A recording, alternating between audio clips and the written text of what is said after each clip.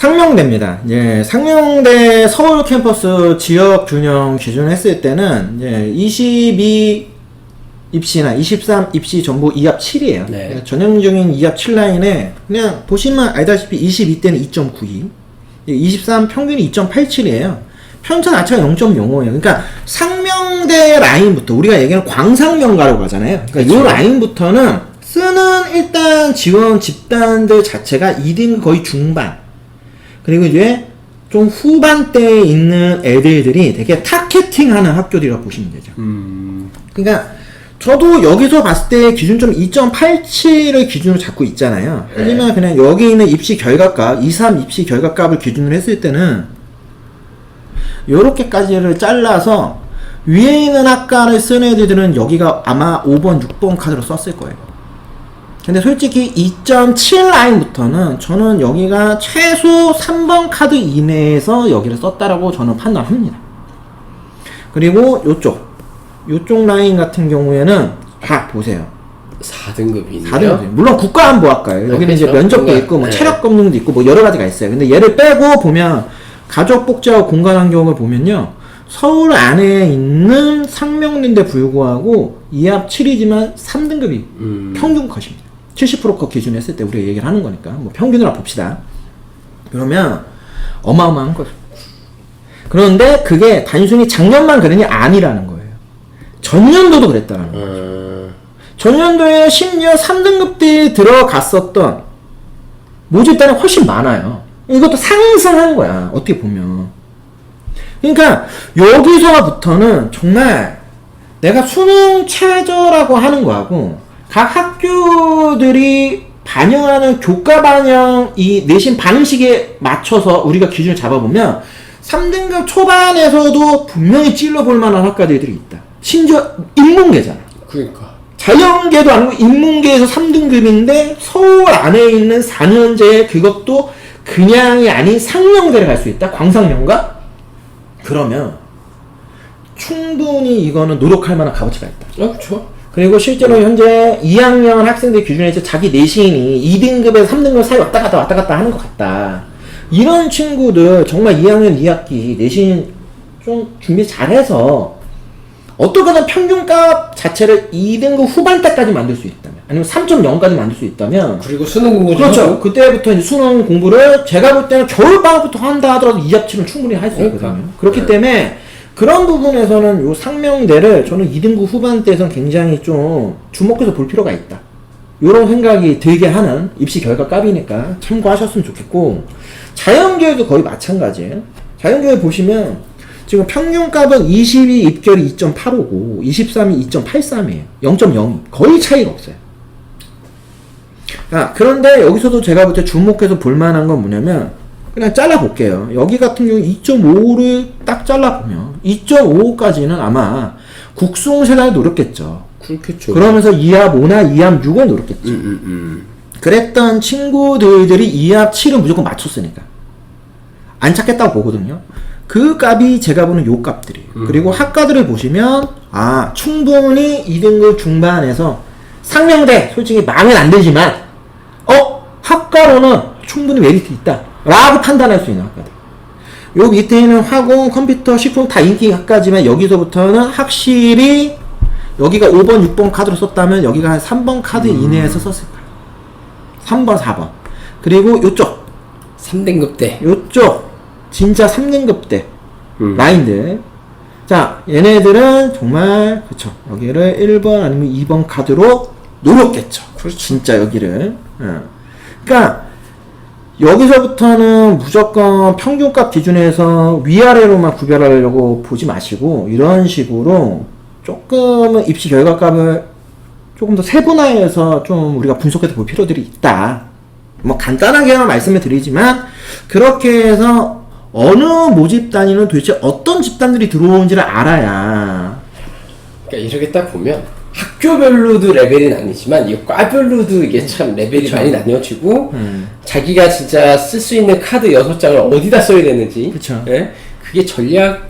그러니까 어떻게 보면 이게 진짜 대학이라는 게 내가 성적만으로 나는 어느 대학 갈 수 있냐가 아니라 내 성적을 가지고 조금이라도 더 좋은 대학을 갈 수 있는 방법을 찾는 것도 하나의 방법이야.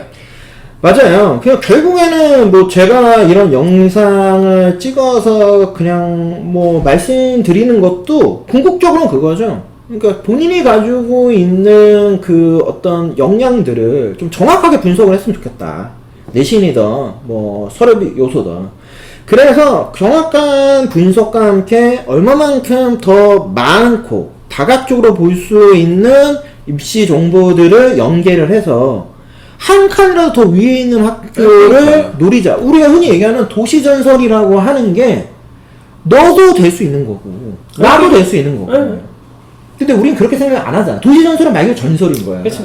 나랑은 거리가 먼. 하지만 누군가 했으니까 그게 전설로 남는 거거든. 근데 그런 친구들이 진짜 그냥 아무 생각 없이 그냥 나는 그냥 높이 지원할래 그건 아닐 거란 말이죠. 다 나름의 전략과 전술을 짜서 거기다 집어넣은 거란 말이야.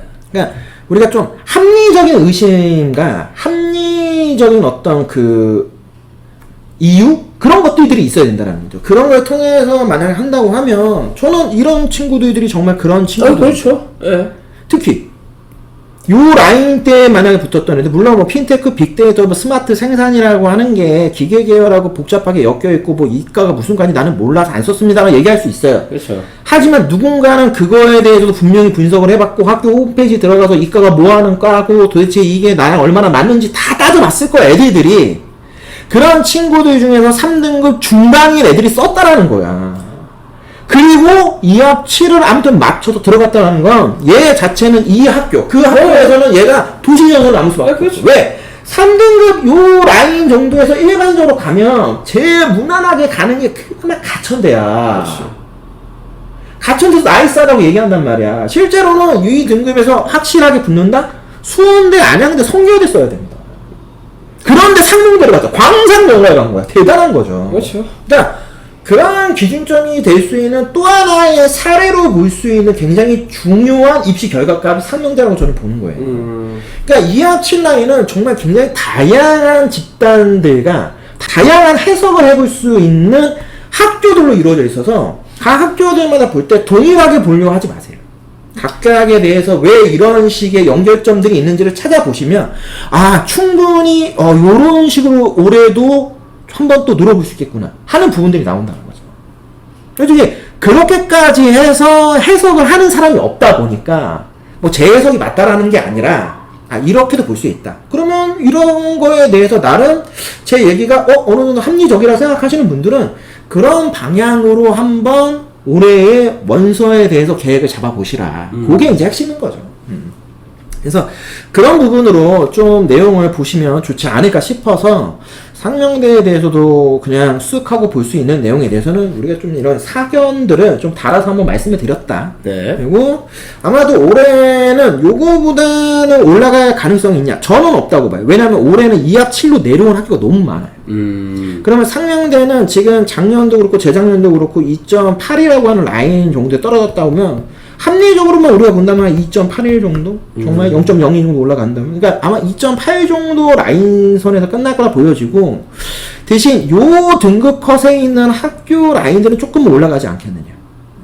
그래서 아마 2등급 후반 정도에 안착을 하고, 실제로는 3등급으로 남을 수 있는 학교가 이 정도가 될 거라고 보여져요. 왜냐면 지금 누가 봐도 여기는 아마 3.1부터 제가 볼 때 심하면 3.6 안에 있는 애들은 다 쓰려고 할 겁니다.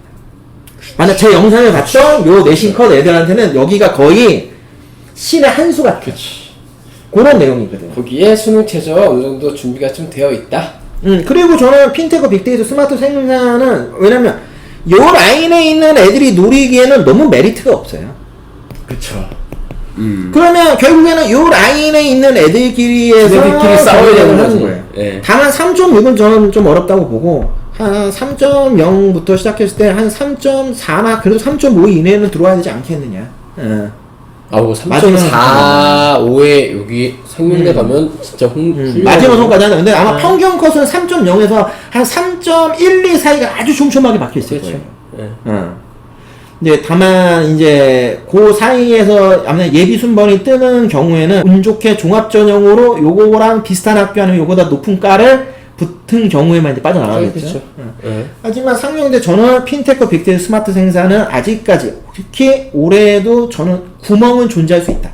이렇게 생각을 하니까 그 내신 등급대에서 아마 수능 최저 준비하시는 분들은 좀 눈여겨보셨으면 좋겠다. 대신 휴먼 지능 정보공학이나 게임 전공은 아마 올라갈 걸로 보여집니다. 그렇죠. 그래서 요거는 조금 위험할 수 있다. 3등급대 친구들한테는. 그 정도는 좀 말씀드릴 수 있을 것 같아요. 인문계열 같은 경우에는 동일합니다. 가족복지하고 공간환경학과 정도가 아마 2.9까지는 올라갈 거라고 보여지긴 하는데, 그렇다 하더라도 아마 제 생각에는 3.2에서 3.3까지는 가능성이 있지 않겠느냐. 예비 수능모까지 따져본다면. 그러니까 상명대가 조금 그 서울 안에 있는 대학들 포지션 중에서 광상명관대도 불구하고 그 안에서 조금 애매한 부분이 있어요. 학교 라인업 자체가 약간 애매한 부분이 있어서 그런 부분에는 좀 틈새 시장을 한번 노려볼 만하다. 뭐 이런 생각이 좀 드는 학교. 이렇게 해서 상명대도 한번 정리를 해드렸습니다.